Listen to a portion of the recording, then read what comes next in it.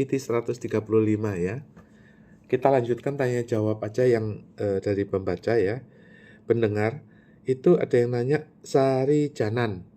Ini, mau nanya emas Raja Mataram yang sudah dirampas oleh Jenderal Amerika itu yang dijadikan donatur World Bank, itu apakah kelak akan dikembalikan ke negara atau ke raja atau tidak?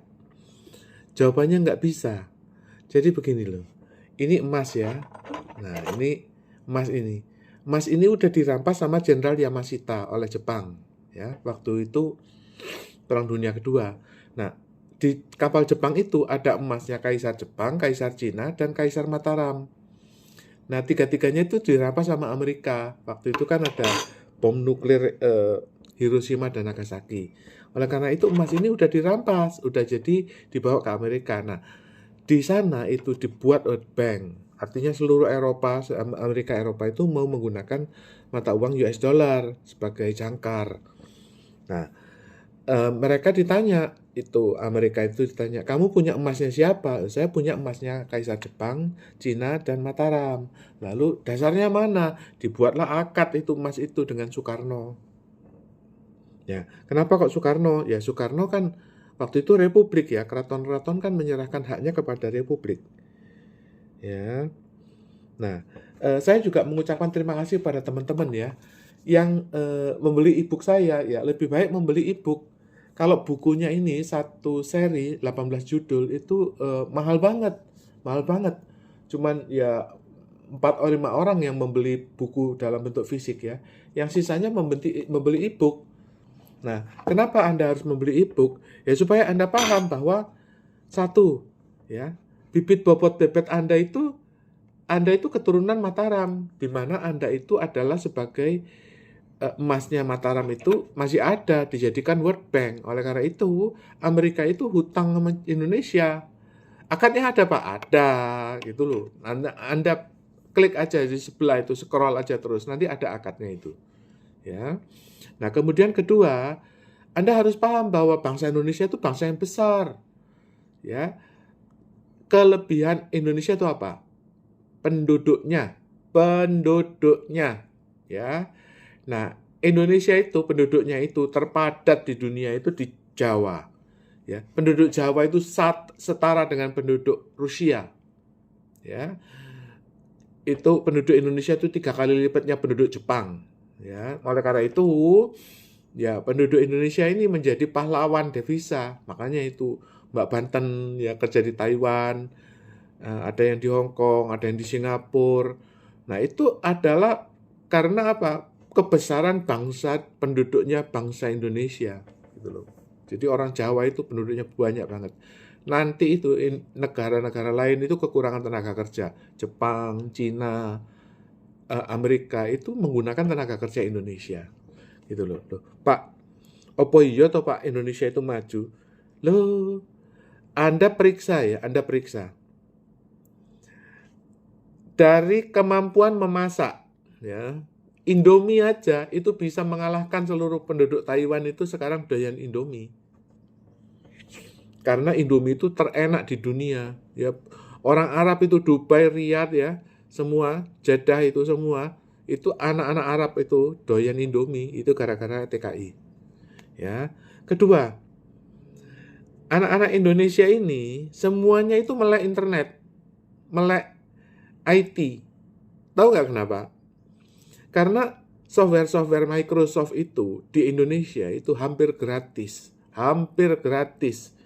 Sekarang Anda beli komputer ya, netbook. Anda bayar nggak itu Windows? Kan enggak. Anda bayar nggak itu semua Android? Kan enggak. Kan iPhone. Ya, sekarang kalau iPhone sih memang mahal ya. Anda harus bayar itu download untuk iTunes segala macam. Tapi kalau Android Anda mau bebas, mau download lagu-lagu, orang bayar gratis. Facebook gratis. Microsoft gratis. Oleh karena itu, rakyat Indonesia itu melek IT, melek era information technology.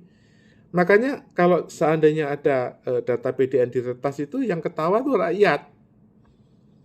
Orang itu kerjaannya anak-anak kecil itu loh yang meretas semua itu. Jadi dengan demikian Indonesia ini akan melompat gitu loh. Ya, bahkan Apple pun membuka usaha di Indonesia itu rencananya itu adalah untuk sekolah apps developer. Karena apa? Kalau mereka membayar apps developer itu 100 juta sebulan itu di Amerika. Kalau di Indonesia paling dikasih 5 juta udah seneng. Ya, paling dikasih makan gratis di kantor. Itulah yang akan dikembangkan Apple di Indonesia. Mereka akan membentuk apps developer. Kenapa tahu? Karena di Indonesia ini kemampuan untuk membuat apps itu paling tinggi, lebih tinggi. Saya kalau kerja di Singapura itu tahun 90, itu karyawan yang lain itu sekretaris ya, semua yang staff-staff itu semua nggak ngerti PowerPoint. Kenapa? Untuk beli software PowerPoint Anda harus bayar 10 juta, itu satu PowerPoint, Excel, Word. Nah, jadi kalau kita enggak, 20 langsung di-download, masuk netbook. Ya, software notebooknya orang Indonesia itu semua, bajakan semua. Ya, oleh karena itu saya ngerti ya, Adobe Illustrator, ya, apa itu PDF, edit, terus Word, Excel, PowerPoint itu makanan sehari-hari. Saya itu kalau sehari-hari bikin apa-apa penjelasan itu lewat PowerPoint. Nah, kalau orang Singapura kan harus bayar dulu 10 juta satu software. Ya, kalau 5 ya 50 juta. Ngapain bayar? Indonesia aja pajak. Nah, oleh karena itu Indonesia mengalami lompatan teknologi. Ya. Nanti di Indonesia itu ya, nggak semuanya itu jadi manajer, enggak. Ya, 90% itu ya jadi kerjaannya ya apps developer, bikin game, ya. Makanya judi online itu di Indonesia marak karena apa? Yang bikin game itu orang sini, gitu loh. Jadi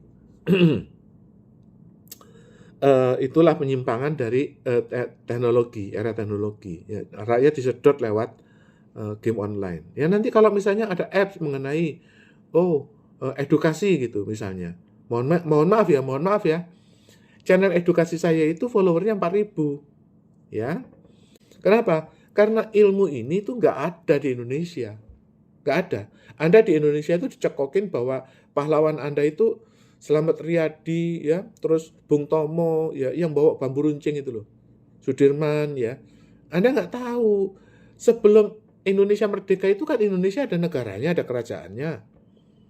Ya kan? Ada yang nanya juga, loh iya Pak. Ayah saya tuh pernah nanya gitu loh, kenapa Indonesia sudah ada kerajaan kok mau dibikin lagi negara republik? Kerajaannya ada kok, rakyatnya ada, pemerintahannya ada kok. Jadi itu pertanyaan. Ya kenapa? Ya nggak ada yang tahu. Ternyata apa? Emasnya Mataram ini direbut. Jadi itulah rahasianya gitu loh. Makanya ya jangan membayangkan Anda ingin kembali lagi ke zaman Pak Harto. Ya Pak Harto itu membuat akad kuasa dari 70.000 ton emas Mataram. Itu Pak Harto. Terakhir Pak Harto meninggal tahun 2008. Itu nggak ada lagi di Indonesia orang yang membuat akad.